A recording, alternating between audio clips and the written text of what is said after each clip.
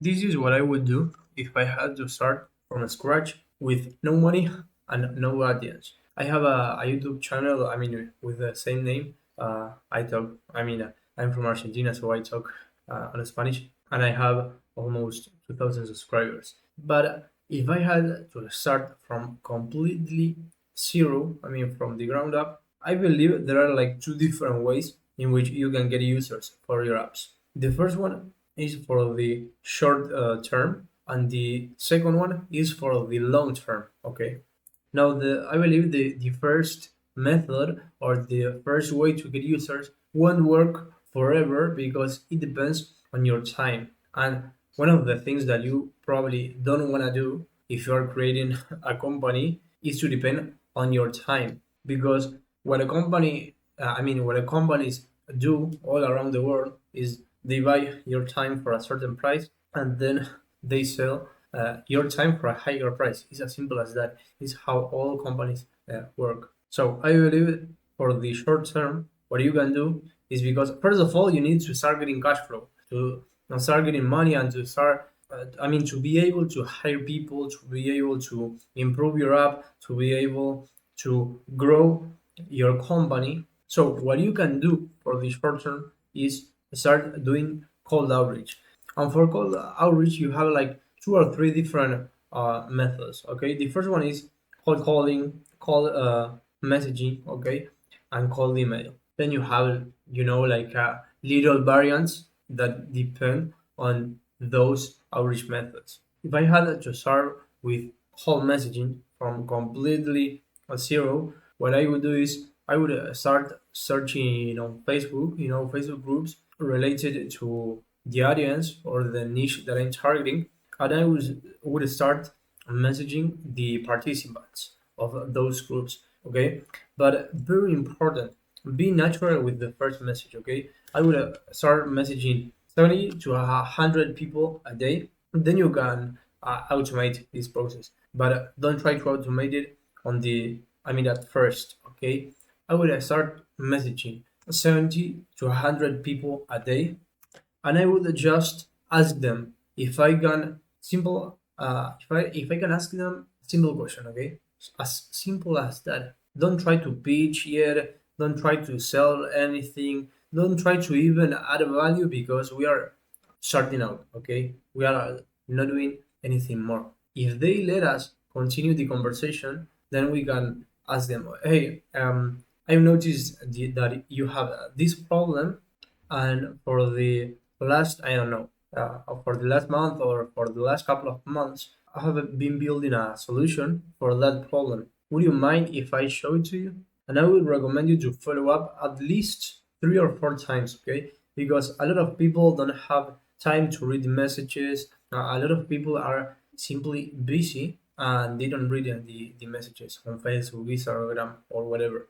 So that's one cold outreach method. Then you have a cold email. And for cold email, you have a lot of softwares and a lot of different platforms in which you can scrape leads. You can save those leads in a, I don't know, a spreadsheet or something like that, and you can start sending emails. And it's similar to cold messaging, okay? But as I'm telling you, don't try to be salesy. Try to be as natural as possible, as you are talking to a friend, okay? And then if they let you continue the conversation, then you're gonna start showing the problem that your app solves.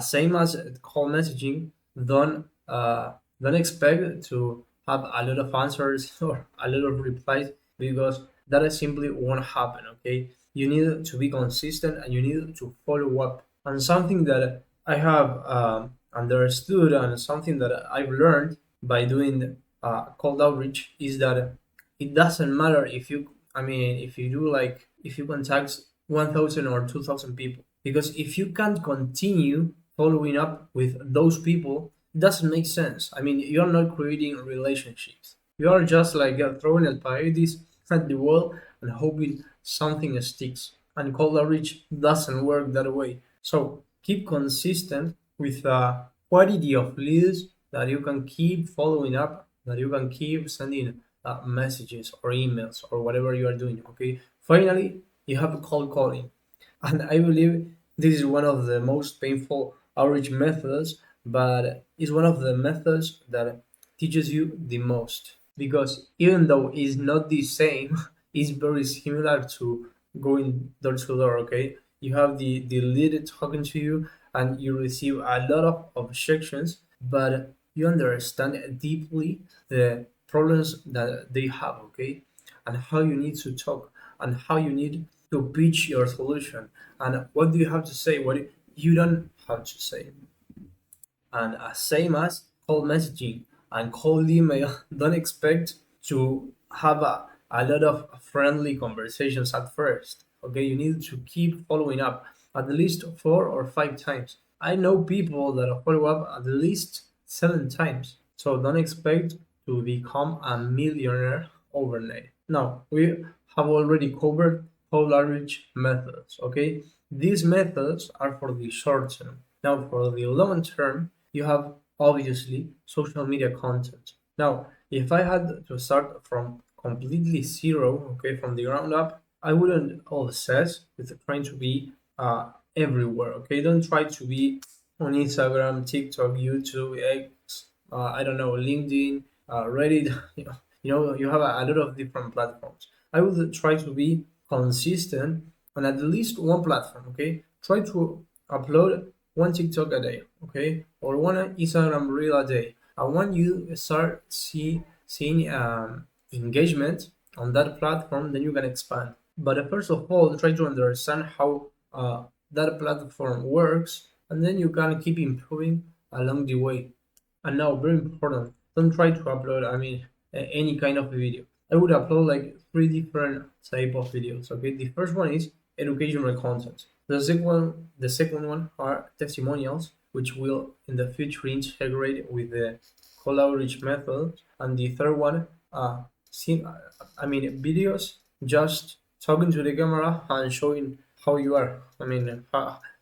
Showing your personality. Okay, because personal brand is all about authenticity. Then you can connect the short form content to long form content on YouTube. Okay, for example, you're gonna upload a video and say, hey, if you want to know how I solve X, Y, and Z, you can reply or you can leave a comment, and I will send you the link by DM. And then you send them to a YouTube to a long form video, and in that long form video, you leave a link to your app, okay, or you leave a link to join an email list. And the reason why you should do that is because people need to see you, to see at least or to watch 7 hours of content from you before they buy. So it's a bit difficult to have seven hours of content watched if they are on Instagram or if they are on TikTok. But in YouTube, it's much easier.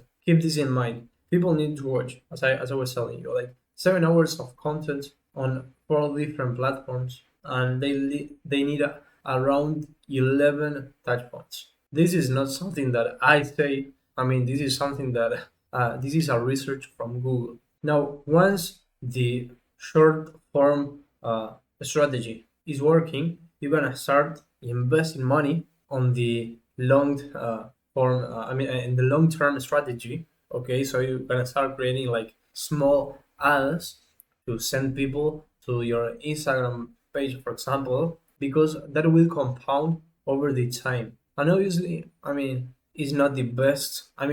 At least for me, it's not the best to do cold outreach. It's not something that I love personally. So, in one way or another, if you liked this video, it would help me a lot. If you subscribe to the channel, you hit the like button, because in that way we can keep reaching new people. YouTube keeps recommending the content, and it only takes like 2 seconds. On the next couple of days, I will publish the first version of Kobo, so we're gonna start using the app. Thank you very much for watching, and I hope to see you on the next video.